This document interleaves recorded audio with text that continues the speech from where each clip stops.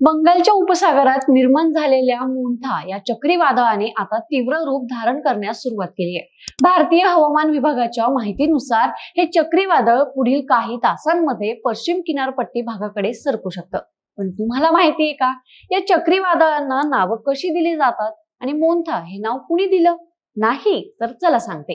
तर हिंदी महासागरातील चक्रीवादळांना नावे देण्याची जबाबदारी वर्ल्ड मेट्रोलॉजिकल ऑर्गनायझेशन तसेच escape panel on tropical cyclones या समितीकडे आहे। या समितीत भारतासह एकूण 13 देश आहेत। Bharat, Bangladesh, Myanmar, Maldives, Sri Lanka, Pakistan, Thailand, Iran, Saudi Arabia या देशांचा त्यामध्ये समावेश आहे।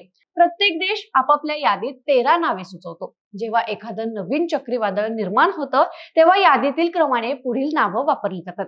एकदा नाव वापरल्यावर ते पुन्हा वापरलं जात नाही आणि अशा प्रकारे भारताच्या पश्चिम किनारपट्टीवर धडकणाऱ्या चक्रीवादळाला मोंथा हे नाव थायलंड या देशाने दिले।